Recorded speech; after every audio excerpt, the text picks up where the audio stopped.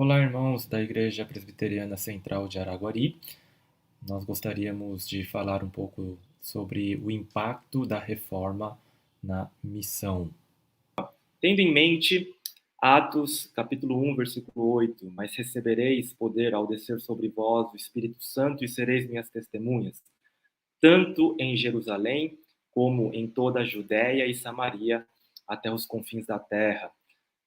Os reformadores, eles têm sido acusados, como nós vimos anteriormente, que como pessoas que não tiveram interesse pelas missões assim conhecidas transculturais, não é mesmo?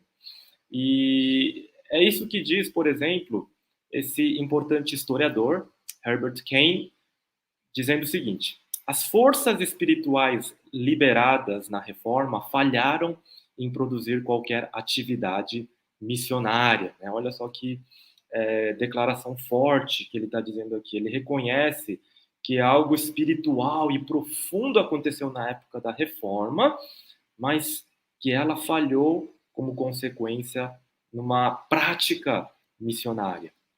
Outro grande conhecido, esse livro está em português, Stephen New diz o seguinte: havia pouquíssimo interesse dos reformadores por missões. As igrejas da reforma não achavam que missões eram uma obrigação da igreja. Pouquíssimo interesse dos reformadores. Será que isso é justo para com esses homens e mulheres que arriscaram as suas vidas naquele momento tão conturbado pela verdade, pelo amor às escrituras, pela correta doutrina da palavra de Deus e também para todas as coisas que estavam acontecendo naquele período? Esse livro é o mais conhecido aqui no Brasil, da Ruth Tucker, Missões até os Confins da Terra. E olha só o outro, então, lado dessa interpretação histórica. A doutrina da predestinação ensinada pelos calvinistas fizeram missões irrelevantes se Deus já escolheu aqueles que salvaria, não é mesmo? Então, tem outra forte afirmação, agora de cunho mais teológico, outras eram das motivações, né, como se os historiadores, de alguma forma, conseguissem ler os corações e os intentos das motivações, mas aqui é uma argumentação teológica, dizendo que especificamente a doutrina da predestinação é que impediria essa paixão missionária.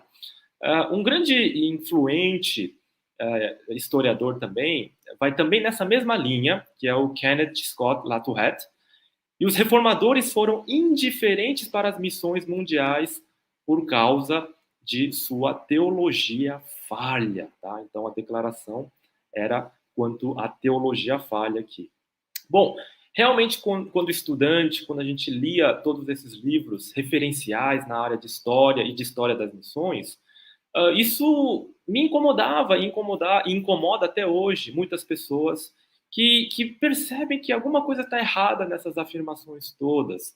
E o meu professor, o reverendo Elias Medeiros, que falou na semana passada, ele escreve uma tese importantíssima, fundamental, defendendo o seu doutorado na área de missiologia, e ele vai traçar a origem a um historiador alemão lá do século retrasado já, né, que é o Gustav Werneck. Então ele é um dos grandes missiólogos de que podemos considerar Werneck como o primeiro missiólogo acadêmico, aquele que numa universidade, né, tinha uma cadeira, então como um catedrático, ele passou a estudar a história das missões, a missiologia propriamente dita, as estratégias de missões, e ele vai falar então e chegar então a essas conclusões. O Gustav Werneck, então, de acordo com o Dr. Elias Medeiros, foi o primeiro a afirmar tudo isso acerca dos reformadores, e daí, então, ai dos historiadores que não fizeram a sua lição de casa e falharam em consultar as fontes primárias. Eles deveriam ter ido lá diretamente para as cartas dos reformadores, né, minuciosamente analisado todos os textos, mas me parece que os historiadores posteriores a Werneck falharam, e fizeram aquela pesquisa um pouco mais preguiçosa, consultando apenas fontes consideradas secundárias, né, aquilo que outros historiadores vão falar, e o historiador referencial para quem os outros historiadores, todos eles consultaram, vai ser justamente esse Gustav Werneck. Então essa é a tese do Dr. Elias Medeiros, né? É uma tese muito interessante, muito importante. Ela está publicada em inglês na revista Fides Reformata.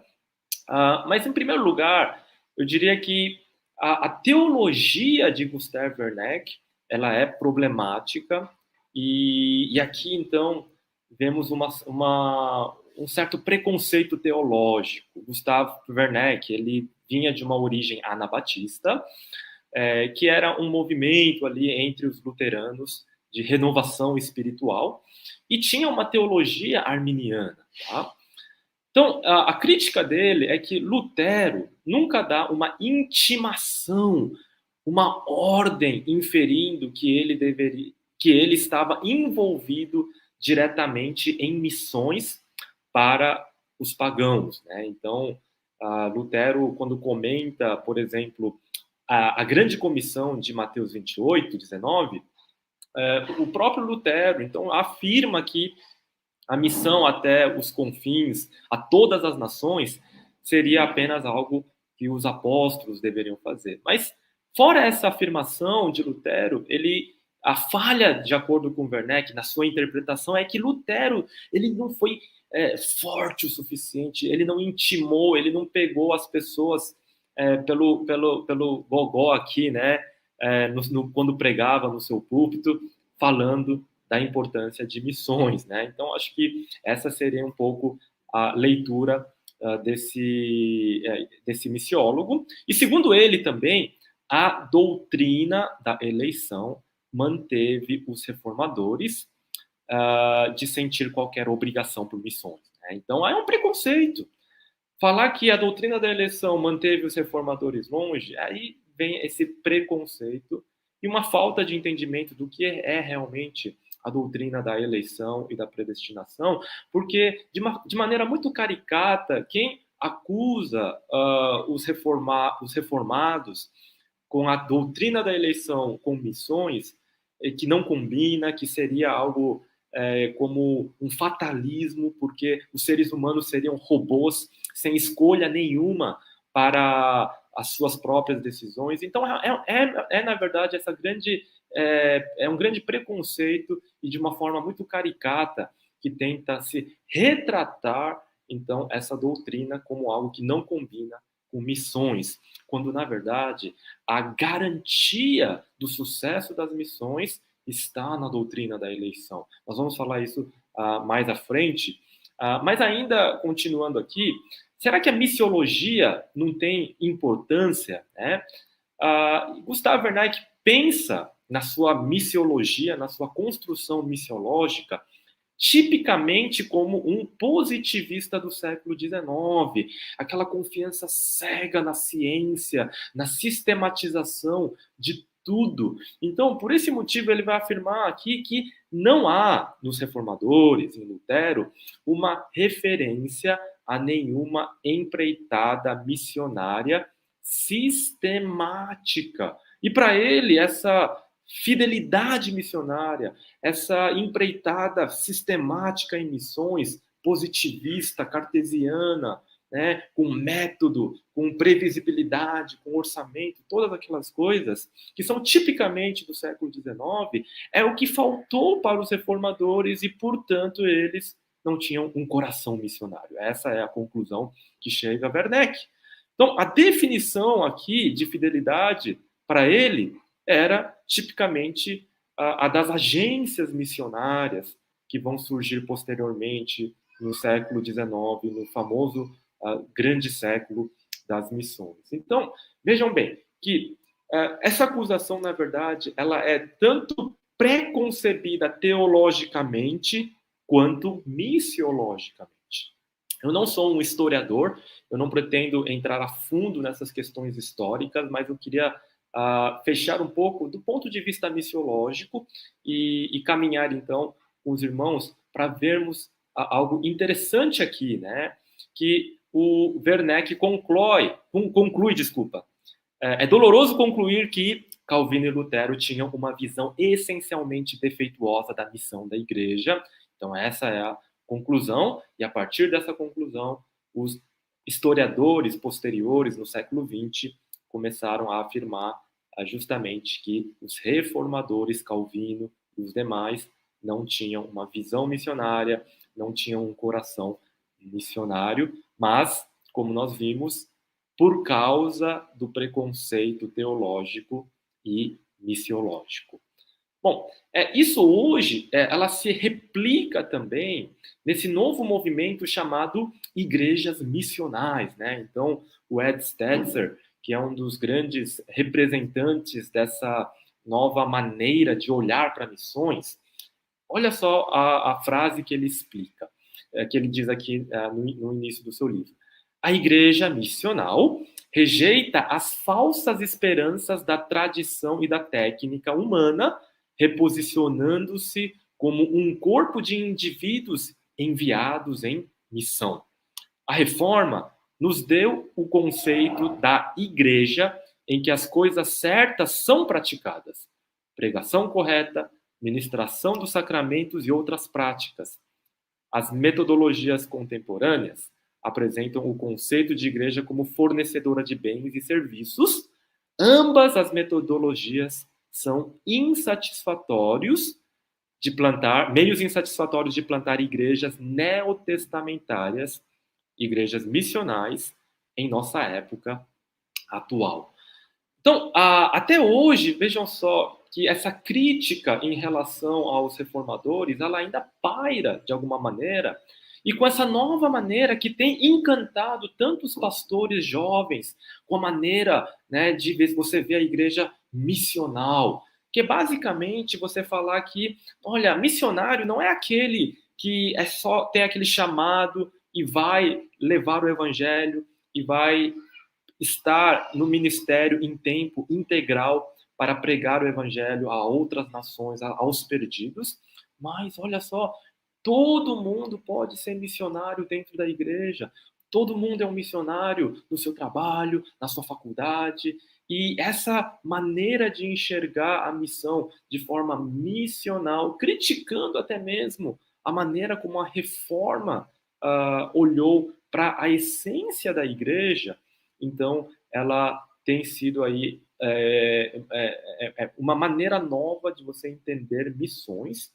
E essa maneira nova de entender missões como a igreja missional, na verdade, eu vejo como algo que tem algumas coisas que a gente tem que tomar um pouco de cuidado, porque ela divide, ela coloca o missionário e as missões transculturais como um patamar acessório para missões, e aí nós perdemos, então, um pouco da importância fundamental que na Bíblia, que numa correta teologia de missões, olhamos e vemos a importância de se pregar o evangelho até os confins da terra, a todas as nações, né? Então, a importância desse tema fundamental para nós é vermos como, então, a reforma vai produzir coisas maravilhosas. Então, na verdade, nessas críticas todas, há um grande anacronismo. No início do movimento das reformas, os países reformados, Holanda, Alemanha, Suíça, né, eles não estavam envolvidos nas grandes navegações. Então, simplesmente eles não tinham a logística. Será que eles seriam permitidos pegar uma carona em navios portugueses, espanhóis, católicos, né, e dividir um quarto com os jesuítas? Claro que não. Então, é um anacronismo falar disso. Havia, sim, uma grande perseguição e uma luta ferrenha pelas próprias sobrevivência das igrejas reformadas e pela própria vida dos reformadores, que tinham a sua cabeça, né, colocada a preço, e também havia uma certa ausência com o contato com outros pagãos, havia falta de uma infraestrutura então, como eu falei, em viagens marítimas. Mas, não obstante isso, olha só o que está ali entre alguns dos reformadores. Por exemplo, em Estrasburgo, Martin Bucer, ele, nos seus sermões, repreendia os crentes pela atitude preconceituosa dos cristãos para com os judeus e os turcos. Tá? E ele orava pelos líderes das igrejas para que ajudassem as igrejas no trabalho de salvar turcos, judeus e todos os não crentes com quem eles, com que qualquer um deles tivesse contato. Né? Então, parece até algo dos nossos dias, né? Bucer orando pelos pastores, pelos líderes que não tinham visão missionária, para que tanto os pastores fossem alcançados por essa visão, quanto também os membros da sua igreja. Lutero, olha só o que ele dizia, né? Se qualquer um fosse capturado pelos turcos, tá? Ainda havia aqueles resquícios das cruzadas, na Península Ibérica ainda havia, de alguma forma, a presença dos mouros, e se de alguma forma eles fossem capturados, assim como aquela menina que foi levada, né, como serva de Naamã, assim como Daniel foi levado para o cativeiro, José para o Egito, eles deveriam estar prontos a testemunharem aos seus captores, e ele realmente ordena os crentes a viverem fielmente para que possam, através do seu testemunho de vida, de palavra, converter a muitos. E Calvino, obviamente, olha só o que ele diz quando ele comenta Mateus 28 na Grande Comissão. Precisa ser enfatizado que isso não foi dito apenas aos apóstolos, tá? Então ele deixa bem claro, o Senhor promete a sua assistência não somente a um período, mas até mesmo até o fim do mundo. Lá no comentário de Miqueias, outro texto lá do Antigo Testamento, ele fala: o reino de Cristo começaria apenas quando Deus ordena que o evangelho fosse pregado em todos os lugares, e hoje, em seu curso, não está completado. Tá? Então, será que Calvino tinha essa visão fatalista de que o evangelho tinha que ser pregado, mas era aquela coisa da vontade de Deus? Se Deus quiser, ele fará? Não, vejam só, o entendimento dele entre soberania de Deus e a responsabilidade humana. O evangelho não cai das nuvens como chuva, mas é levado pelas mãos dos homens. Deus usa nossos esforços e emprega como seus instrumentos para cultivar os seus campos. Então, claramente na teologia há essa coerência aqui, onde ele entende todos aqueles versos da Bíblia que fala que nem um fio de cabelo da nossa cabeça vai cair sem a permissão divina, que todos os dias da nossa vida estão contados no livro de Deus, mas ao mesmo tempo que ele fala, ide, pregai, testemunhai, né? Então, ele está sendo totalmente coerente com a palavra, e essa é a primeira grande lição que a Reforma nos trouxe, que é a volta para as Escrituras, não é mesmo? Então, Calvino sim tinha essa grande missão. E a base missionária para o treinamento foi Genebra, Wittenberg, que serviu no primeiro momento como um refúgio de perseguidos de toda a Europa, mas que depois que eles estudavam ali, e não eram só pastores que estudavam ali, não era um seminário com líderes apenas, apesar de grandes pastores terem passado por lá, como John Knox, levas de franceses, huguenotes, crentes reformados, mas também jovens, pessoas comuns, leigos, profissionais, eles também estudavam em Genebra e eram reenviados para os seus países para pregar o evangelho.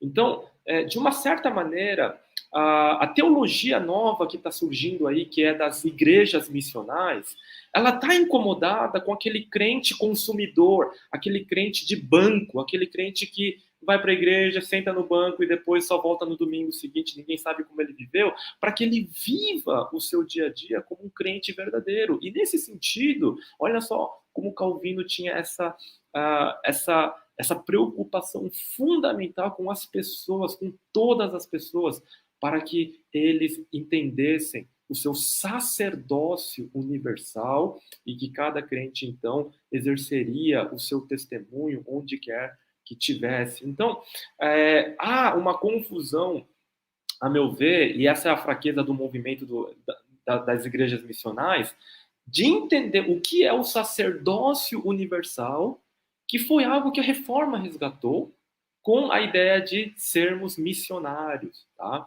Então, o missionário é alguém que se prepara 10 anos, 15 anos, fica trabalhando entre povos que, se ele não fosse enviado para lá, talvez ele não teria a oportunidade de ouvir o evangelho, porque não tem cristãos ali por perto. Então, há uma diferença entre o sacerdócio universal e o chamado missionário. Mas quando você começa a confundir as coisas, né, essa confusão que vai tomando conta da igreja faz com que as pessoas não entendam a importância de missões, tenham os seus corações divididos de alguma certa maneira. Então, esse aspecto que a reforma traz, esse é um princípio importantíssimo de que todos eles estavam ali para exercer o seu papel no reino de Deus. Bom, havia esse registro da companhia dos pastores, que eram ex-alunos que passaram por ali e que foram enviados para terras estrangeiras, a maioria para os seus respectivos países, para levar o evangelho. E esse registro, ele é um registro incompleto, né, de acordo com os historiadores, pela sua periculosidade. Imagina você ter ali uma prova e onde achar essas pessoas nos seus países, mas havia mais de 140 pessoas enviadas ali. Então, no período da reforma, missões aconteceram de forma bastante abrangente em todos esses lugares na Europa. O presbiterianismo nasce ali nesse contexto, na Polônia, na Hungria, até hoje a Hungria tem um grupo, tem uma igreja reformada, né? Um dos missionários nossos está indo para a Hungria também, ou não sei se já foi para lá, mas vemos esse período como um lugar onde o evangelho vai ser espalhado por todos esses lugares, e finalmente, também, como falou os nossos colegas anteriormente, nas outras lives, Calvino, na primeira oportunidade, envia missionários para a Baía de Guanabara. Havia ali uma colônia de franceses e era uma tentativa de se colonizar uma das ilhas com a presença de católicos e, ao mesmo tempo, de crentes, né, de reformados, e Calvino envia ali missionários para lá, que depois são martirizados também. Então, essa é uma importante prova histórica do coração missionário dos reformadores. Bom, então, patrocinar a comitiva ao Brasil foi a única, de fato, oportunidade que a companhia dos pastores ali tiveram, né? Então, mas olha só, quando eles tiveram os meios, logo, alguns anos depois, algumas décadas depois, os holandeses estiveram fazendo missões por todo o mundo, os holandeses esses que carregam essa tradição missionária, né? Então, nós vimos o reverendo Leonardo, eu estava ouvindo a live dele e chorando ali com a sua conclusão ali. Nossa, aquilo me impactou de uma forma tremenda, né? Uma vez eu fui pregar numa igreja holandesa aqui em São Paulo, e quando eu fui convidado, eu esperava ver ali um monte de holandeses, cabelos brancos, loiros, etc. Mas daqui a pouco começar a entrar uns asiáticos, né? E mais asiáticos, e mais asiáticos. Que estranho, né? Mas vamos lá, pregamos a palavra, e depois, quando terminou o culto, estava cumprimentando as pessoas. Todos ali eram da Indonésia, que é uma ex-colônia holandesa, e até hoje eles mantêm a fé, né? Por gerações mantêm a fé reformada, né? Quando os holandeses estiveram em vários lugares levando o evangelho, porque praticamente em cada navio holandês havia ali um missionário, um capelão, que também foi enviado juntamente. Poucos conhecem Justus Eurnius, né? E esse missionário, olha só, foi pioneiro na Índia 200 anos antes de William Carey, né? William Carey era conhecido como esse grande pioneiro, ele ainda continua sendo considerado esse grande pai das missões modernas, mas 200 anos antes dele, as missões reformadas levaram esse missionário ali para a Índia, tá? Esse é um fato que talvez não é muito conhecido. E também temos o John Eliot, mas lá entre os indígenas nos Estados Unidos. Então, a reforma, ela vai trazer e produzir uma robusta teologia de missões. E o ápice desse momento que a reforma produz, uma teologia grandiosa de missões, é através de um grande missiólogo chamado Gisbertus Voetius. Voetius, ele é desse período, olha só, poucas décadas depois da Reforma Protestante, começado, ele nasce naquele período, e ele vai ser, então, um dos primeiros teólogos, muito antes de Gustav Werneck e tantos outros, ele vai ser considerado verdadeiramente o primeiro teólogo protestante a escrever uma teologia de missões.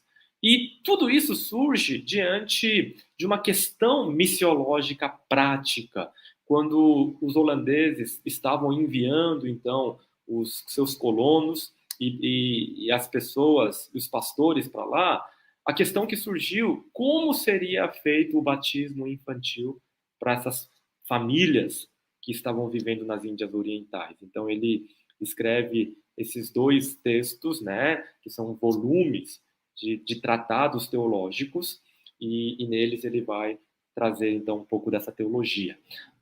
Ele é nascido numa família nobre holandesa.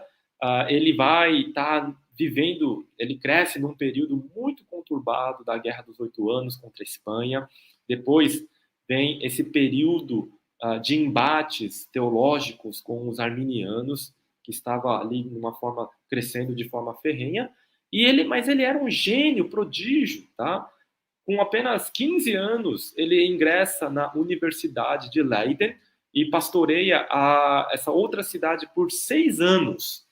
Ele tem 10 filhos e ainda achava tempo, né, para pregar 8 vezes por semana. E os seus sermões eram evangelísticos e muitos católicos se convertiam, né? Com certeza a dona Deliana foi uma santa, né? Tendo que lidar com um marido tão ocupado e, ao mesmo tempo, criar 10 filhos. Ele, então, Voetius, foi aquele que persuadiu, a influência dele foi fundamental para que nos navios comerciais holandeses houvessem missionários presentes. Quem estava ali no comércio não queria essa interferência, mexer com a religião dos povos, eles queriam ganhar dinheiro. Mas olha só como, de forma muito relevante e influente, Boetius vai influenciar nisso. Mais tarde também, o Herman Bavinck vai ser outro grande teólogo que também vai influenciar nessa decisão importantíssima. Então, ele era um acadêmico muito, muito dedicado ao estudo das línguas originais. Ele vai fundar, então, em 1634, a Escola Teológica de Utrecht, na Holanda, e vai se tornar mais tarde essa universidade importante, e um importante centro de missiologia, né? Esse é um dos grandes lugares onde muita coisa boa na área de missiologia foi produzida. Então, juntamente com essa carga de ensino, ele vai também pastorear na mesma cidade, e ele vai ser conhecido por alguém que defendia essa piedade calvinista no período da chamada Segunda Reforma Holandesa. Ele vai escrever sobre diversos assuntos. Ele escrevia prolificamente teologia, devocionais, apologética contra católicos arminianos e os supostos falsos cientistas da época, né, que para eles tudo era lógica. E, apesar dessa agenda cheia, ele ainda achava tempo para catequizar, para levar o ensino da palavra aos órfãos na cidade de Utrecht. E ele vai servir no ministério, né, de forma longínqua até os seus 7 anos. Então, ele vai ser esse grande missionário. E vamos olhar um pouco sobre essa teoria missiológica, né, a teologia dele. Tudo aconteceu, então, a sua definição, para promover e confirmar e reproduzir a reforma, incluindo ser enviado para as Índias Orientais e outros países orientais para fortalecer igrejas existentes e plantar novas. Então, essa é a frase, essa é a definição que ele usava de missões na Assembleia de Dort, para convencer, né, a Igreja Nacional a levar esses missionários a todos esses lugares. Ele entende, olha só, a responsabilidade humana de um lado, muito clara, e a soberania de Deus, como Deus permitiu que tudo isso, então, acontecesse, né? Então, na sua missiologia, ele ele coloca, então, a vontade revelada e secreta de Deus. Então, o que seria isso dentro dessa missiologia? A vontade secreta trata do decreto eterno de Deus, pelo qual predeterminou quem será salvo. Então, aquela parte que está lá no departamento superior, que não cabe a ninguém, ninguém tem acesso, porque se nós tivéssemos a lista de quem fosse salvo, a gente só ia de forma muito seletiva para aqueles, mas nós não temos acesso. É isso que é a soberania de Deus, a doutrina da eleição. Nós sabemos que existe essa lista, mas nenhum ser vivo tem acesso a essa lista. Então, essa é a vontade secreta. Mas a vontade revelada era justamente esse trabalho, esse labor difícil, árduo, mas para a salvação do eleito que fosse alcançado.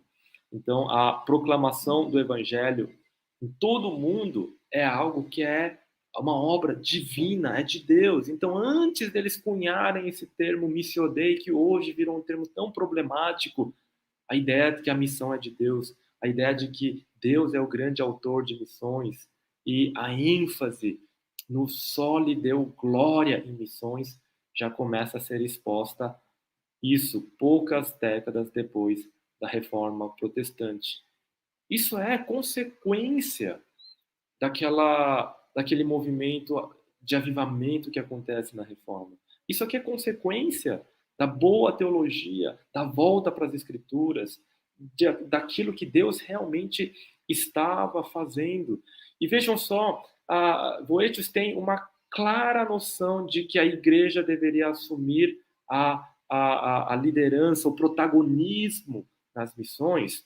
Então, assembleias, sínodos é que poderiam usar, então, e estabelecer as missões, né? Isso não poderia ser feito pelo Papa, por príncipes, ou seja, pelo governo secular, por juízes, magistrados ou companhias comerciais, mas era algo apenas da igreja, né? A PMT ela está debaixo da igreja, então a missão deveria ser centrada e o protagonismo deveria ser da igreja, e os objetivos eram muito claros: conversão de não crentes, heréticos e divisionistas da época, plantação de novas igrejas, autônomas das igrejas europeias, isso é muito importante, e, por último, o objetivo deveria ser a glorificação e a manifestação da graça divina.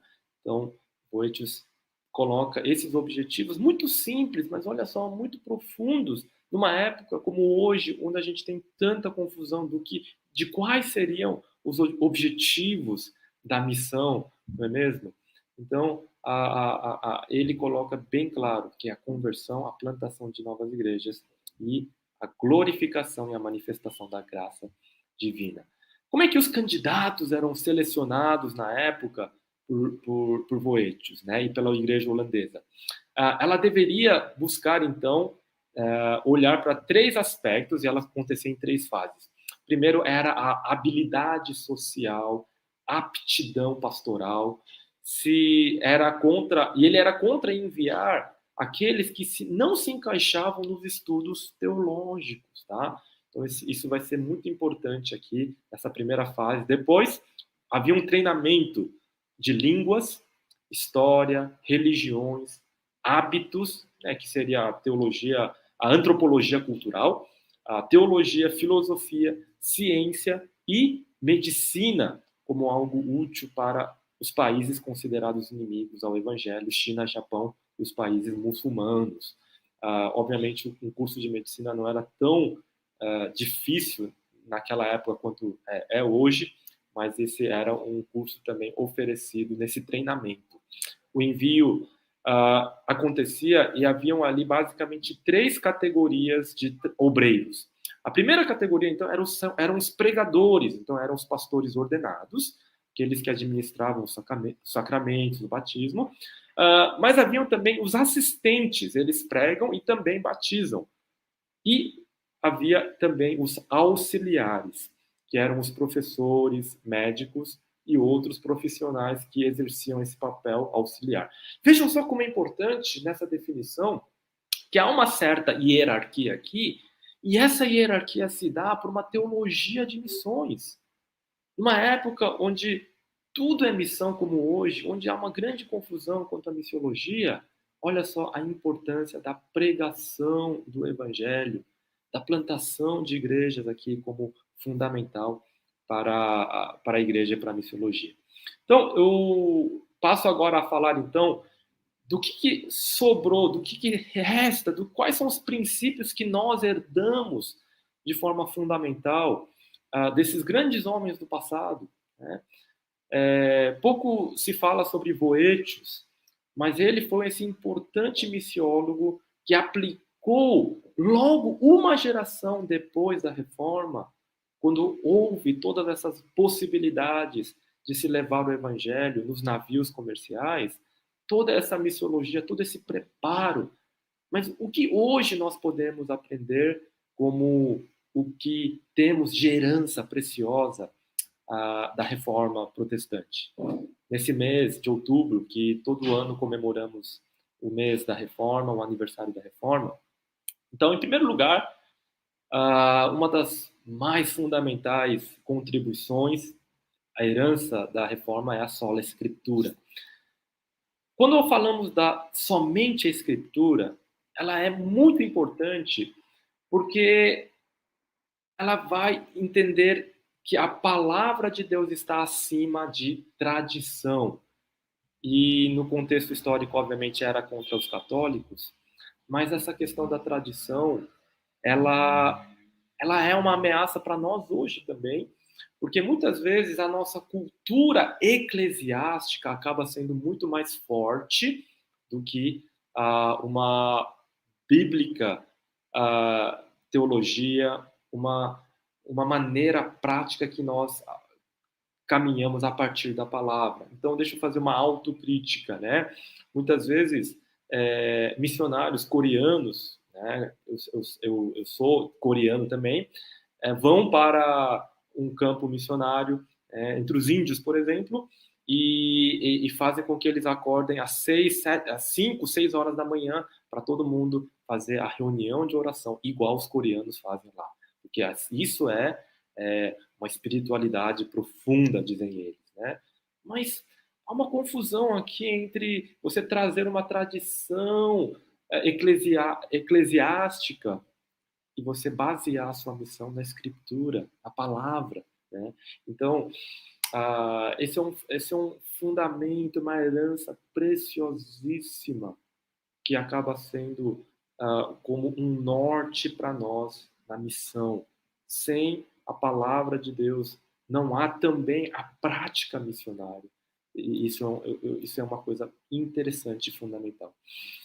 Nas culturas orais, a palavra de Deus foi e continua sendo fundamental para essa transição. Né? Então, existem diversos estudos na África em como várias culturas que não tinham escrita eram culturas orais. A partir da introdução da Bíblia na sua cultura, começaram a se desenvolver a oralidade, ir para a escrita, e como a educação foi implementada, como várias coisas positivas foram acontecendo na transformação social naqueles países africanos e também isso em outros lugares do mundo. né? Por exemplo, conversando com missionários hoje que trabalham na tradução de Bíblias, olha só, os próprios missionários acabam sendo preservadores de línguas indígenas que estão próximas a desaparecer, porque as novas gerações não querem saber da sua língua materna, mas querem aprender só o português. E só querem usar o português. E aí, quando você está lá traduzindo a Bíblia e ensinando os jovens a amarem a sua língua, a palavra de Deus na sua própria língua, para que eles não tenham vergonha da sua própria língua, a palavra acaba sendo fundamental para preservar, ao contrário da crendice popular que os missionários destroem as culturas, né? Então, esse trabalho tem sido fundamental no campo missionário e a transformação trazida na Alemanha, quando Lutero ensina a dar educação para meninas, para todas as pessoas, de todas as classes sociais, é isso que vai transformar a Europa. Essa revolução que acontece na reforma a partir da escritura, e isso não coincidiu porque nós não acreditamos em coincidência, mas pela providência de Deus, a imprensa vai surgir naquele período e vai disseminando tudo isso.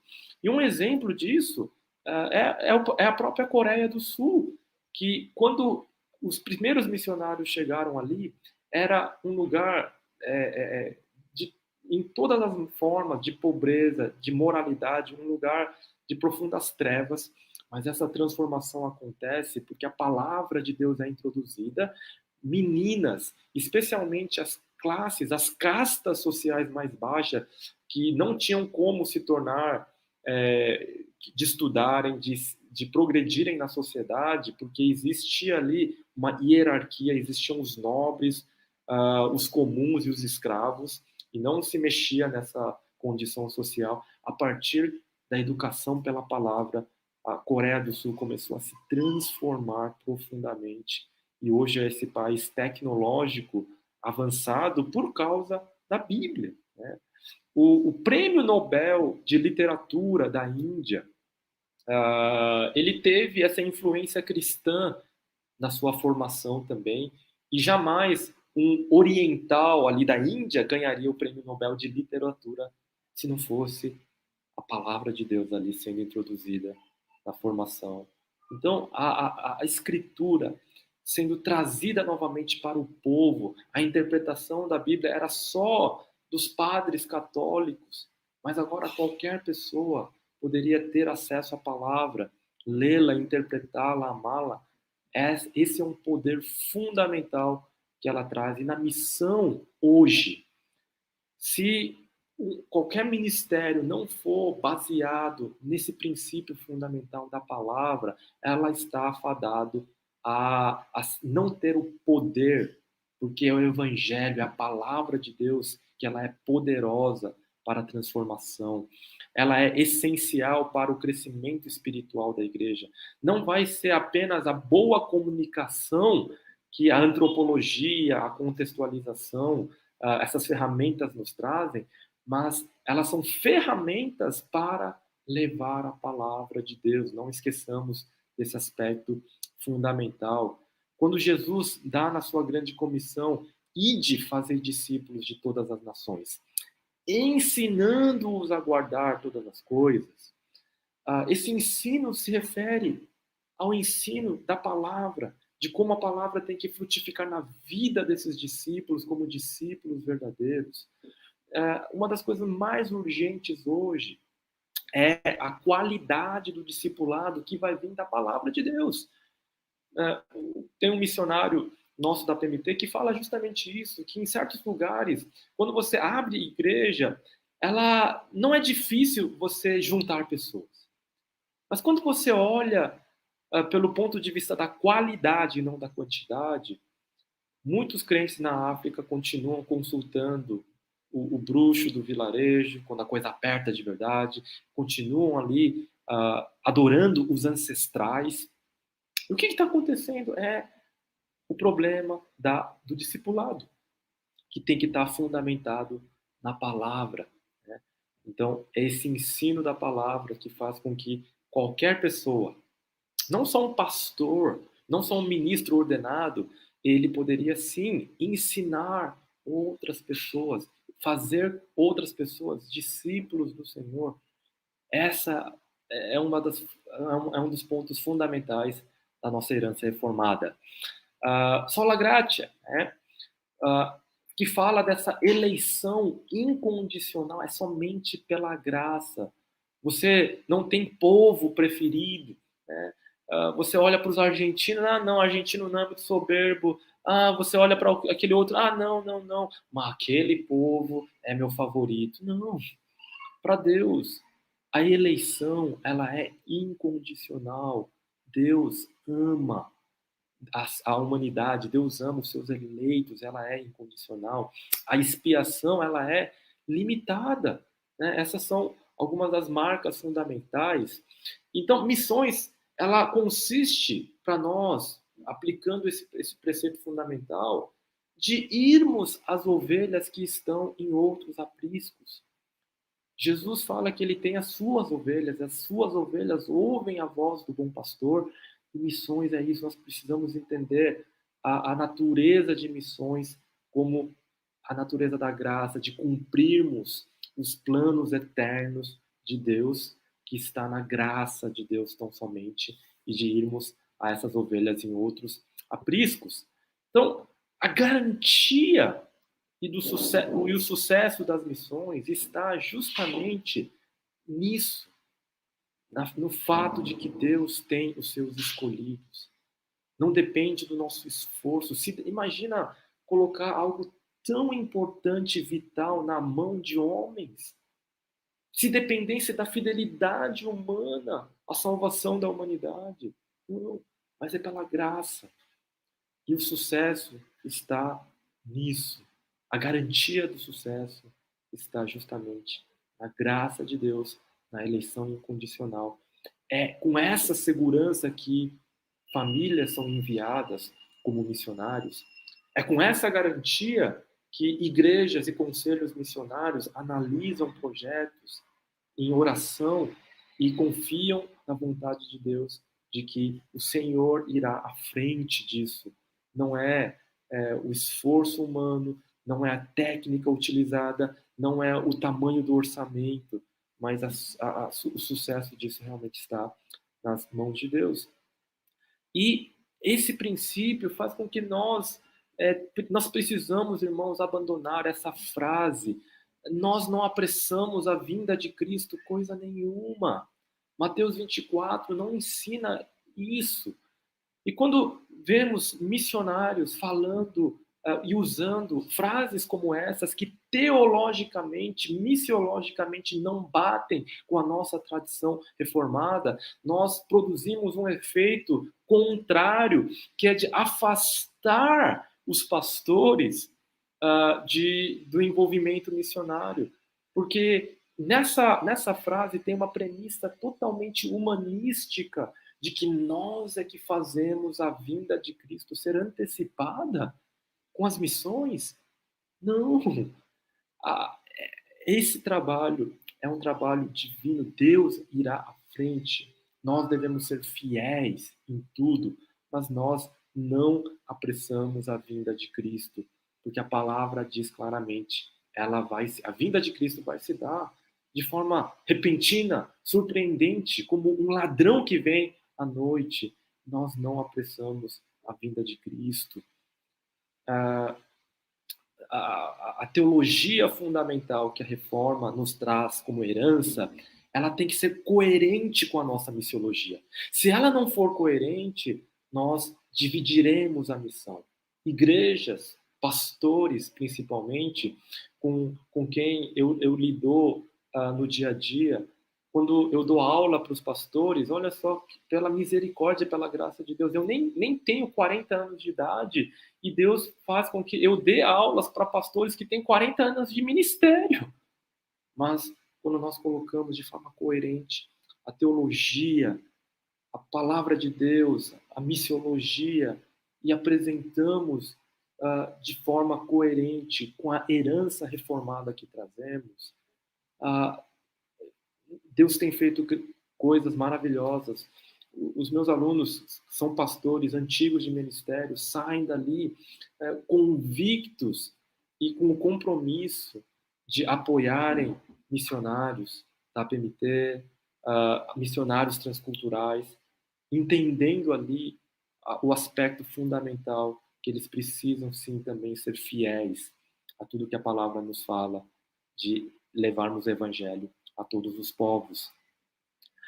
Nesse momento onde há esse crescimento do budismo e da nova era, dessas novas espiritualidades chegando, invadindo o mundo ocidental aqui, mais uma vez o Sola Gratia se faz algo tão importante, porque todas essas religiões da nova era, do budismo, o espiritismo, o islamismo, são religiões da obra e não da graça. É a bondade humana que salva e não a graça de Deus. E isso tem a ver também com o próximo assunto, que é solos Cristos.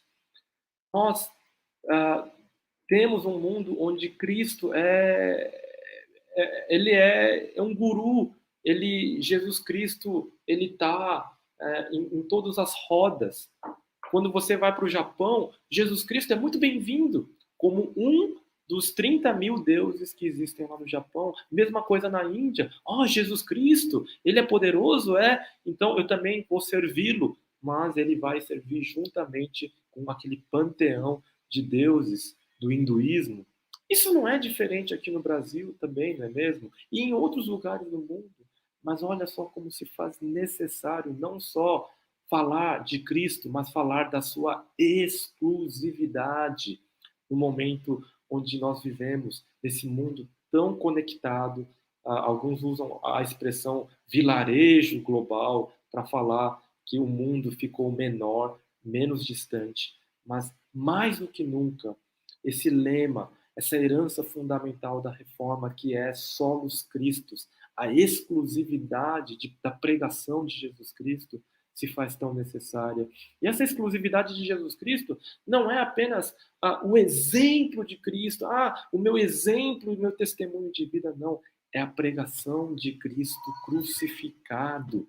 Não, muitos jovens hoje acham que fazer missão é viver uma vida exemplar, dando testemunho com um exemplo de vida. Mas quando nós falamos da exclusividade de Cristo, nós estamos falando da pregação do evangelho da cruz, que muitas vezes vai causar escândalo. Sola Fide. A Sola Fide, que fala dessa justificação pela fé, né? Nós somos justificados pela fé da nossa culpa. E a culpa é algo que está como algo poderoso, que de alguma forma molda a nossa cultura ocidental. Mas em outros lugares, não é a culpa o elemento fundamental, mas a vergonha. Em vários lugares do mundo, entre os indígenas, em tribos africanas, em vários lugares, no Oriente, a honra é a coisa mais importante. E você perder a honra, isso traz vergonha. Mas a fé em Jesus Cristo é que restaura a honra. Não é o suicídio na frente das pessoas, não é um sacrifício pessoal gigantesco que vai restaurar a honra de ninguém, mas é a fé em Cristo que vai restaurar a honra das pessoas, da vergonha que leva indígenas a se suicidarem. Muitos indígenas, eles vão beber o seu caxiri, que é aquela bebida fermentada de mandioca, e vão beber, vão ter aqueles apagões, e quando eles mal percebem, eles já dormiram com vários homens, com parentes, e aquilo causa tanta vergonha em jovens que eles vão acabar se suicidando. E a honra, né, ela é restaurada pela fé em Cristo. E é essa fé que é necessário ser pregada em todas as suas dimensões. O poder vem também pela fé. O evangelho é o poder de Deus numa cultura que vive com medo. Algumas culturas são formadas ali, principalmente moldadas pelo medo, culturas animistas, eles morrem de medo de ir trabalhar sem antes ter um benzimento, né? Antes de fecharem o corpo, eles não vão sair, porque aquilo vai atrair espíritos maus que podem causar um infarto, que podem fazer com que a canoa vire e eles morram afogados. Então, eles precisam ali dessas rezas, dessas mandingas para terem poder. Mas por mais primitivo que isso pareça, isso se assemelha muito com a maneira como o ateu, como o habitante das grandes cidades, olha para a vida. Porque uma das grandes doenças desse século é a depressão, a ansiedade, o síndrome do pânico, que são, na verdade, a forma de medos irracionais que surgem no ser humano, que querem controle, previsibilidade de tudo, dos processos, mas é o poder que eles, então, vão tentar acumular para vencer esse medo. Esse poder hoje se traduz pelo dinheiro, pela influência, pelo fato da pessoa conseguir, pelo poder do dinheiro, pagar um plano de saúde, o melhor plano de saúde. Isso faz com que o pavor e o medo deles diminua, quando que o poder para vencer todo o medo é a fé em Jesus Cristo, tão somente pela fé.